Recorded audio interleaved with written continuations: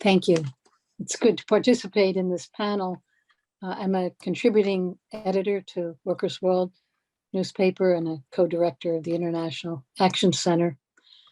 For decades, since 1948, Palestinian resistance has been a shining example to all the world of a people who refuse to submit to colonial domination, apartheid conditions, and the most brutal forms of segregation and subjugation. Israel is an apartheid regime between the river to the sea, driven by a settler-colonial ideology. And despite conditions of siege, total blockade, displacement, bulldozing homes, that resistance continues. And that's where we need to place our confidence, not in US policy. Not a day of these crimes is possible without 75 years of US arms, equipment, and political and diplomatic support. And we need to name the US role again and again. It's true, Biden, Trump, Bush, Clinton, Democrat or Republican, it continues that flow of money, of arms, of support. Support for Palestine means support for the right to resist, including defending the right to fire rockets, the right to dig tunnels, the right to organize the people against sure starvation and blockade that Israel has criminally imposed. It includes the right to be represented in parliament and to form elected bodies without imprisonment endlessly. Resistance takes every and many forms, stones to rockets to strikes to sit-ins. It includes defending the right of Palestinians to shape their own media, to tell their own story. It's a Zionist state that assassinates even journalists such as Shireen Abu Akleh. Consider this. Shireen, a veteran correspondent, well-known throughout the Arab world, reporting on an Israeli raid in the West Bank city of Jenin, always a hub of resistance. An Israeli sniper fired a bullet into her face.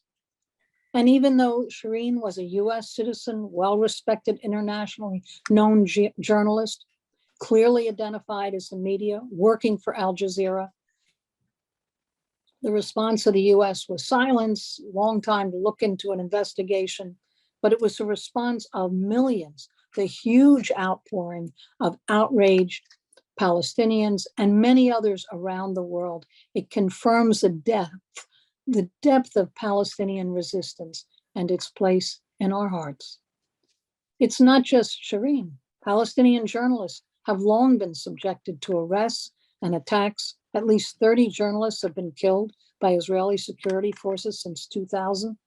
And in addition to assassinations, they face arrests, destruction of equipment, physical attack. 13 Palestinian journalists are held in administrative detention without charges. And I want to say next on administrative detention. Today, to salute Palestinian prisoner Khalil Awadeh, a hunger strike of 182 days, 6 months. Khalil ended the hunger strike after succeeding in winning release from administrative detention without charges or trial. This is a victory over Israeli occupation and colonial imprisonment. Around the world, people marched, demonstrated, tweeted, and took actions to support Khalil Awadeh's resistance and steadfastness. The struggle within the prisons is escalating. 1,000 Palestinian prisoners are scheduled to launch a hunger strike this week in a fight against the increasing Zionist repression in the prisons. Against administrative detention, where orders are issued up to 6 months at a time on the basis of alleged secret evidence, indefinitely renewable. Administrative detention orders are used against community leaders and organizers. There's 700 Palestinians held without charge or trial in occupation prisoners out of 4,500 Palestinian prisoners. 160 children are so held, 32 women. I want to say a word also on the settlement expansion. The bulldozers, so wrecking crews, unrelenting year after year. Bulldozers are sent to destroy schools, clinics, family homes, orchards, to clear land for more and more settlements and annexations. They're carried out by armed IDF soldiers and vigilante mobs. These are war crimes, totally illegal expropriation, despite US support and approval.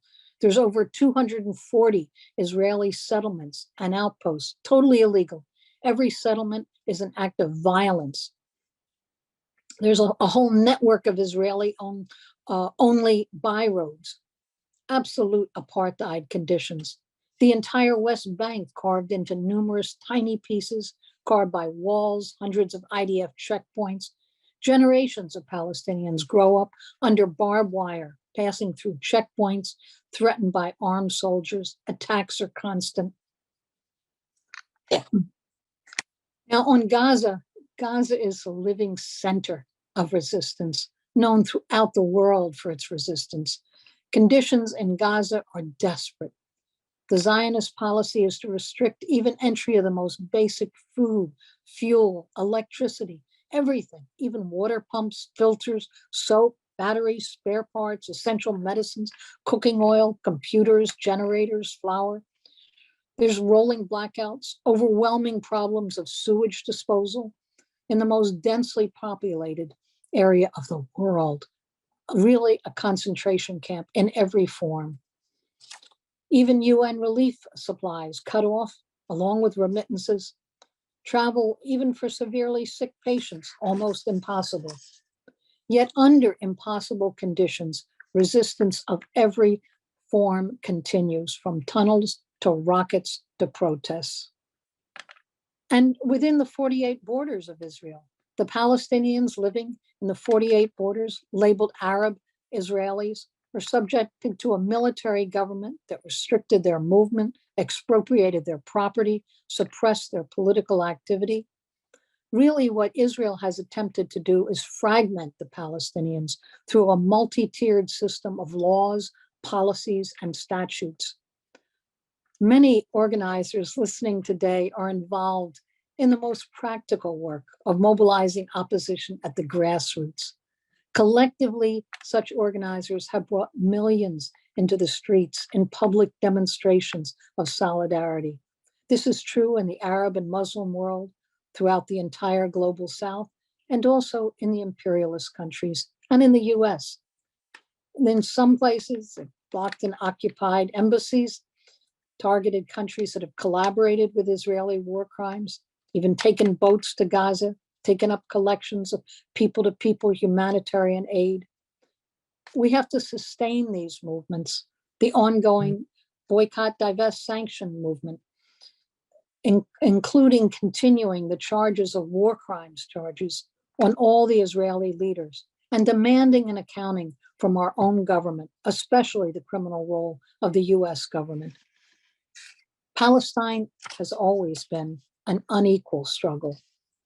Resistance takes as many forms as life and conditions dictate, and ways are found to circumvent every onerous condition. There's great ingenuity and enormous determination, and we need to look at this. It will enable us to continue. There's more than 6 million Palestinians living in the global diaspora, and the spirit of resistance and return still burns for them. And they're a real force in this struggle.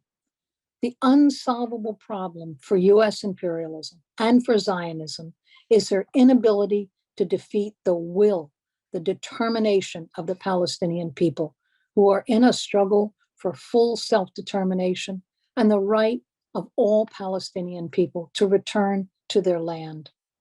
Hunger, isolation, and blockade have failed. Repression, mass imprisonment, and torture have failed to break resistance. To today, despite their physical dispersal, the Palestinian people have never been more connected, from the West Bank to Gaza to the 48 borders to the diaspora. It's seen and felt as one struggle. And the empty promises that talk of peace and negotiations are increasingly recognized as just that, empty. This is a population, the Palestinians, with skills, with high levels of education, and yet the massive unemployment, lots of time, and no future will find ways, to endlessly creative ways, to resist. That resistance from Jerusalem to Gaza, from Haifa to Ramallah, from the streets to the prison cells, is where we place our confidence, and it's essential to the world movement to give full support to the Palestinian people and the liberation of all Palestine, from the river to the sea. Thank you.